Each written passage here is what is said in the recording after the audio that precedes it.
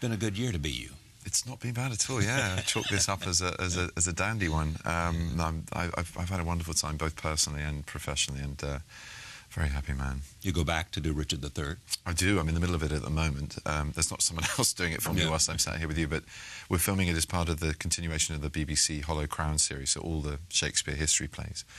And they've already filmed, they've already been out, they've already transmitted the first three, which were fantastic. Ben Whishaw as Richard II, and Jeremy Irons as Henry IV, and Tom Hiddleston as Henry V, and now we're continuing with Henry VI, and then into and you'll be Richard III, and also who will be Hamlet? I will also be Hamlet, but on the London stage rather than on television, and not at the same time. Yeah, every actor has to do it, don't they? I mean, well, it's interesting. I've been speaking to a few who have no interest in it whatsoever. It's always been a part that has had an attraction to me. But it's one of those sort of universal roles in a sense, and Richard III is another one. It's a great challenge for any actor, and there's so much of the actor's personality involved, especially with Hamlet, because there's a lot of direct address, a lot of soliloquies. You get to know him very well over the course of an evening with him, so there's an appeal to have that connection with an audience and explore what of you is similar to the man. So before we talk about Alan Turing, this is the New York Magazine, right? I haven't seen this. I know you haven't seen this. Oh God! As you can see, it says Benedict Cumber-world. Right. Yeah, and it basically says that there is you can tell by the picture what the phenomenon is. Wow. Okay. Yeah. What is that? That's a fun photograph. I remember doing that photograph. Oh, yeah. It was really good fun. Well, yeah. that's the photographer's daughters and her friends. And I thank them so much for doing it, because there are other versions of it. That one was fun as well. And then it says, the ones nearest the front have been camped out for hours. Well, it was all very staged, obviously, but it was fun to do. But yeah, what was your question? I'm so sorry, I interrupted. But do you appreciate the phenomenon, I guess, would be one. I mean, yes, to an extent. It's an extraordinary thing. These are very intelligent, smart, driven, independent girls mainly, but boys as well, and men and women. I do appeal to other generations, I hope. Of course you do, because of the roles you play. Yeah, and it's a thrill for me to bring these people to the kind of work that I've enjoyed doing, the stories I've been riveted by and that I think are important to tell, and the people I Is there a common denominator in terms of the kinds of roles that you have enjoyed, in your mind? Do they meet a certain... No, I think there are very obvious things that people immediately draw comparisons to, the intelligence of some of the characters, or the oddness of them, the outsider hero qualities of some of them.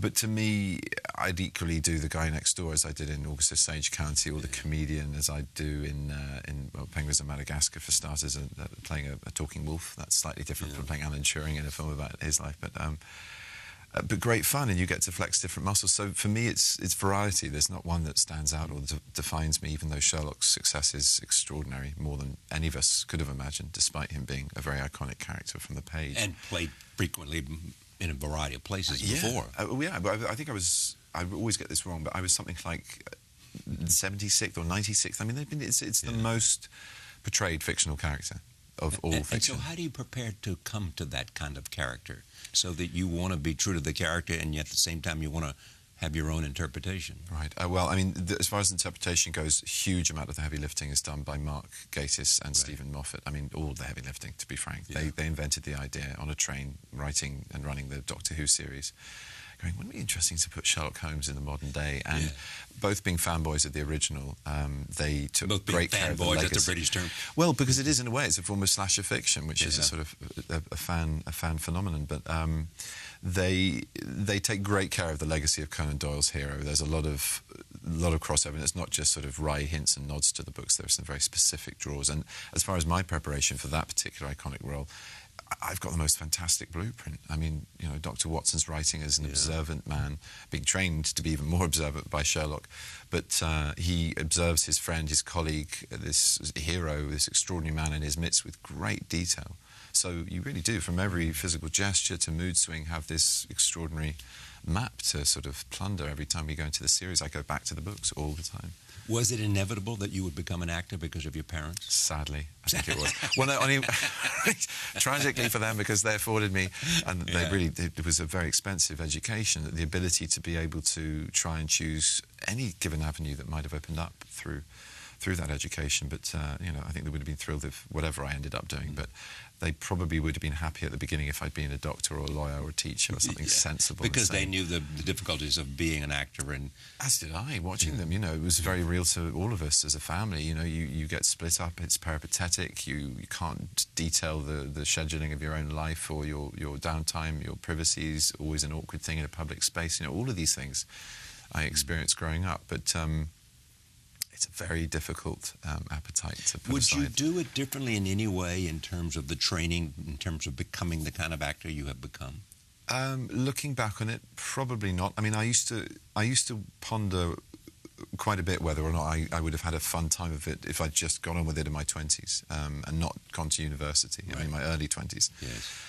I'm kind of glad I didn't have a childhood interrupted by all the vagaries of our profession as I'm experiencing them now. I'm glad that I had a sort of buffer of normality and domesticity that was, even though with two acting parents, was it's a nice turn of phrase, a buffer of domesticity. Yeah. And well, it's something I still try and, you know, I don't farm all my life in any other way. I hope, you know, I don't build walls high, or I do have to go around in cars quite fast sometimes and roll the windows up, but that's literally because I'm going from one thing to another, not because I don't, because I fear being in public. But you know, I think it's very important. It's very important to normalise your life, because you very quickly transition between being the observer into being the observed, and that can cut off a lifeline to your work. Being observed as an actor and then being observed because being of success. Well, no, I mean observing human behaviour and being part of a public and aware of behaviour and things going on that you can take from your environment and the people in it,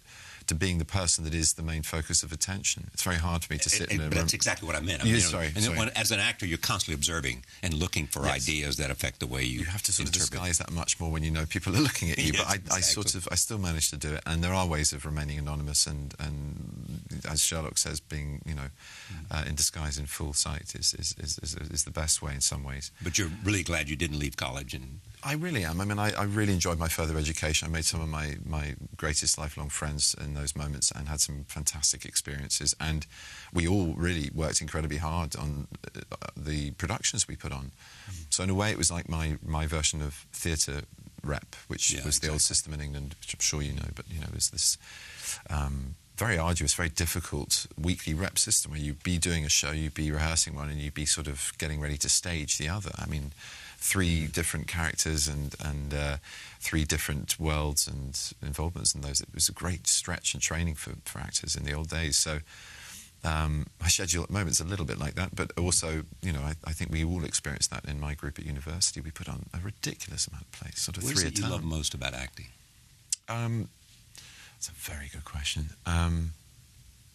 There's not a lot not to love, to be honest. I love the camaraderie. Actually, I really like the community, the compromises, the sort of affable compromises, the thing of working stuff out together. I love those rare moments. It is a collaborative enterprise. Very, very much so. Very much so. And you really realise that when you're thanking people, because you're often, like I was the other night, on stage, and you feel incredibly exposed and alone. I mean, God bless stand-up comics. I don't know there's anything more fearful to an actor than an open mic, because, you know, the thing that brought you in my instance that other night to that stage was I had legions of people behind me that helped me to win that award. So, as they say, I really enjoy that collaboration. You stand on the shoulders of giants. Yes, and just really hard-working individuals who have families and come to work because they want to tell the story as much as we do, or just pay the bills. It's a craft or a job.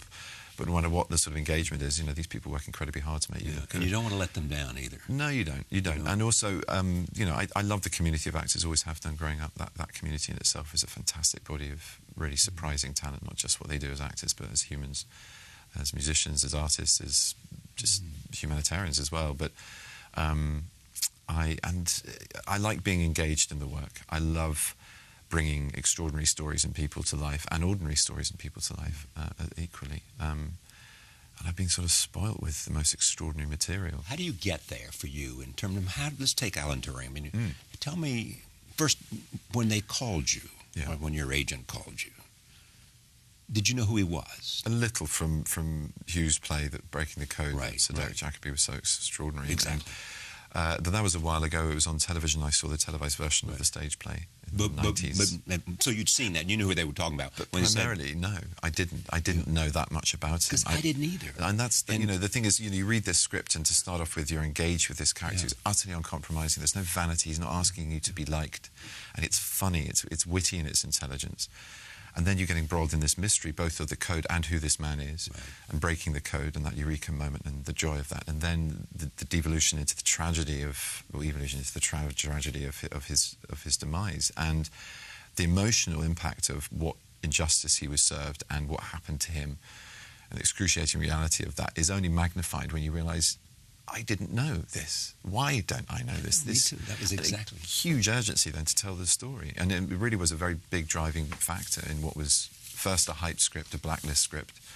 Rightfully hyped. This is a pool of amazingly huge and far-reaching people who read within the industry in a year and finger out scripts, or vote for scripts rather, on this site to just position them as things that should be made, have somehow got lost in development hell or whatever, has stalled their progress. And so it came to me with all of that attached to it. The most, I think, was the top of the list that year.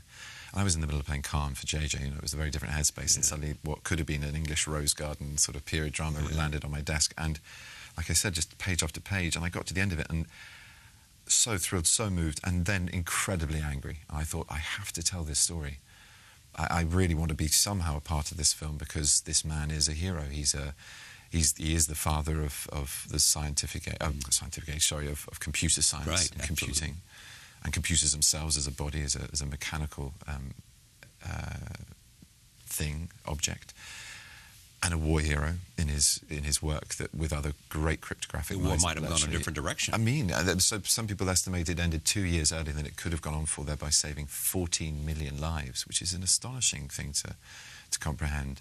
And then afterwards, a man who, for admitting his true nature, ended up being prosecuted and given this sentence of either 2 years imprisonment, after the 2 years chemical castration through weekly estrogen injections. So, the world that he'd saved closed on him and punished him, and he saw no way out. He couldn't work, he couldn't love.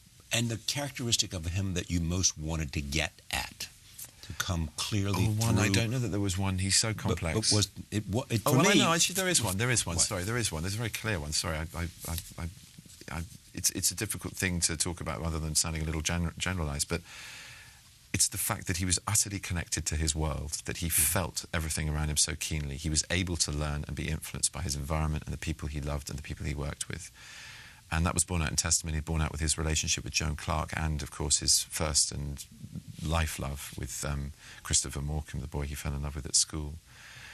And that was a real key for me as an actor, to be able to understand, and very inspiring as well, just in itself, but a real clue into how to approach this role. This isn't somebody who... We celebrate the fact that he's different, that he achieved extraordinary things in spite of his stammer, his sexuality, and prejudices he suffered, and his eccentric behaviour, which I think was very much born out of those things which were seen as a disability in those days, as difficulty or illegal. And yet he, I think, still manages to, every single time he has a challenge, turn it into the good, even in the throes of his body being racked and his mind being ruined by the estrogen injections. He was working on morphogenesis, the study of the mutilation of cells, right? So he was bringing his horrible tragedy into the world as work, as science, as progressive thought. But we get to know in this film when he's a mathematician, and Enigma is the machine that the Nazis use. That's right. And they've been so far unsuccessful, and it was having a devastating effect, because they could communicate to everybody within the Nazi empire without any fear of detection. And we could all hear it. I mean, you could. It was, like there's a line in the piece that's any school child with an AM radio kit could pick up the signals, but you wouldn't be able to translate what they were, because every day they changed the code, and there were 159 million possible variations. And he really took a Polish idea from the great cryptographers that had created a machine to start to mechanise that process, took it into Bletchley and adapted it in a spectacular way that it needed to be for beating the Enigma machine, and said, we have to beat a machine with a machine. It's the only way to do it. And there was rejection at first, and he got somehow Churchill to sign off on letting him do what he wanted to do. I can't remember the phrasing, but you couldn't imagine a sort of stronger command from the commander-in-chief. It was complete support he got. here is Alan Turing in this film, The Imitation Game, after he gets support from Churchill, because all around him people did not believe that he was on the right track, and he had such confidence, a bit arrogance, would you say? In his justifiably, ideas. I think, but yes, Right. yes. Here it is. Take a look at this. Churchill's put Alan in charge. This is a terrible idea. No. So I can give these men orders now? I hate to say it, but yes. Excellent. Keith and Charles are both fired. Excuse me. What? You're mediocre linguists and positively poor codebreakers. Alan, you can't just fire Keith and Charles. Well, he just said I could. No, I did no such thing. But Churchill did.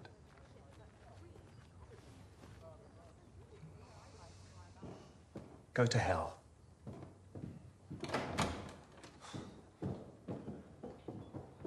Well, this is inhuman. Even for you. Popular at school, were you? Tell us more about who he was and what it is that is important in this film about understanding what was going on there. I think at this stage, it's before Joan Clarke is brought into the story, who is another, well, to use the phrase, very humanizing influence in his life. He was an incredibly sensitive child. He was brought up by foster parents for a large portion of his early life, and his mother, returning from the diplomatic in India with his father, was stunned to discover that her son had a stammer. And I can only imagine what difficulties children now face with that difficulty. Then, in an era which wasn't Victorian, but might as well have been in its attitudes, being sent to 2 boarding schools, the idea of him making easy social bonds with his peers is just sort of non-existent in my mind. So he became, I think, very introverted, and that sort of spurred on this sort of lateral thinking, peculiar but brilliantly unique view and outsider's view that he had on life and the world. And then he met and fell in love with this older boy at school, his public school, Sherlock. It's shown through flashbacks. Yes, brilliantly played by Alex Crowther, who I think's the discovery of the movie. I mean, he's an extraordinary talent, which I'm sure we'll be seeing a lot more of. I mean, it's a remarkably mature performance and really one of the most moving moments of the film. And he, in that relationship, discovered cryptography and his sexuality. So 2 very key moments aligning in his life story, the idea that he could be also celebrated and enjoyed for the fact that he was different, that he didn't have to worry about his standing as being opposed to the status quo. So I think that gave him a great deal of confidence, a sort of confidence you see here now. Christopher taught him that he did have a place in the world, that he was entitled to a seat at the table. Then, to be brief, because there's lots to talk about. I know it is, but I mean... He would then, I think it just channeled into his work. And when Christopher died, he didn't believe in the soul after a while with this correspondence he had with Christopher's mother. He evolved his thinking as an atheist and thought, well, I can keep Christopher alive through honouring his brilliance. He was a better student than me, and I want to be that good a student. So that gave us the work ethic that produced... And the sense of urgency. Absolutely, a sense of urgency to make absolutely the most of his life. You're quite right. And his brilliance was picked up not just by Newman and others at Princeton here, when there were a lot of scientists in exile from the rise of fascism in Europe. I mean, Einstein was here, Wittgenstein was here. Okay. But beyond that, he was scouted for Bletchley Park very early on. And in that space, he was actually adored. He was very, very loved. There were people that were at loggerheads with him. I think it's heightened slightly for the sense of drama. But what truly did happen was this friendship, which blossomed into a love, not a physical love between Joan Clarke and Alan Turing. 2 meetings of minds, 2 outsiders, both experiencing prejudice. Both brilliant. Played by Keira Knightley, who's astonishing in the film, astonishing in it. And she gets the innocence, the quiet strength of this woman in a man's world, fighting for a place at the table and equal pay, and the same tenets of modern feminism today, sadly, still. And she really made Alan realise, in our film version of it, how he had to operate within a team to achieve and to be as brilliant as he was, and for his brilliance, which was essential to get the job done. Absolutely was. And I think he was much more of a team player in reality than he is in our film. But it basically... He was more in reality. I think so, even player. At that stage. I mean, there were people who, said he was a cantankerous old sod. There were other people who adored him. And he was more in reality. I think so, even player. At that stage. I mean, there were people who, said he was a cantankerous old sod. There were other people who adored him and didn't mind his eccentricities. There were people who worshipped his abilities, people who questioned his abilities, like there are with anybody in any group. It's, And the stakes are so high. I mean, every day they were failing to basically win a war that was resulting in the whole of occupied Europe leaning in towards an island. We were besieged. And ships in the Atlantic were being sunk, and all of that. Yeah. And it presents, and as you explained so well, the moral dilemma that comes. Yeah. If you can break a code, Well, that was shocking to you don't me want as them well. to know you've broken their code. Exactly. I mean, when you talk about fathers of the digital revolution, he's at the top of the list. Absolutely, absolutely. And I think, the titans of Silicon Valley acknowledge that. They very well absolutely do. Steve Jobs said, apparently, we talked about this earlier before we were filming, but he wanted... he wished that the Apple logo had been in honor of Alan. Here is Walter Isaacson on this program who wrote the book on Steve Jobs, his biography, called Steve Jobs. Here is him talking about Alan Turing. He came up with the notion of artificial intelligence. So he comes up with a test to say, how would we define a machine that could think? We'd say, well, you put a machine and a person in a different room, and you feed them questions, and if after a while you can't tell the difference between the machine and the human, then you have no reason to say the machine's not thinking. And that's called the Turing Test or the Imitation Game. This movie is great, and it's about Alan Turing at Bletchley Park. But here's the thing about Turing. His life was almost a refutation of the notion that we're no different from our machines. Alan Turing was homosexual, quite upfront about it, but he had to keep it secret when he was breaking the German wartime codes. And in England... Among other reasons, against the law. And so he gets arrested for gross indecency, finally. And he's given hormone treatments, and, it's really bad. And, he seems to ride with it for a while, but after he's written this notion of the imitation game of the computer, a few years later, he bites into a cyanide-laced apple to commit suicide. Now, is that something a machine would do? And it almost helps you realize the emotions and, that come with being human are fundamentally different these days than what a machine does. I went on to ask him about Steve Jobs. Yes. And as you just said, Steve, did the famous Apple, did it come from there? And Steve said, no, according to Walter, but I wish it had. And I was told by Stephen Fry, who'd interviewed him as well, that the same was true. And you think about the fact that it was also a rainbow-coloured apple in its first inception, rather than the sort of glowing white one we have now. I mean, it couldn't have been sort of more apt. It's very interesting what he said. Alan's the emotional truth of this man. He was fascinated with like he was illustrating what makes us different, what defines differences, and how thin those paper walls often are. And we should celebrate that rather than fear it. And sadly, he was in an era where fear dominated and prejudice came about, and he was persecuted for being different. Did you watch and read and find everything you could, or was it some other way?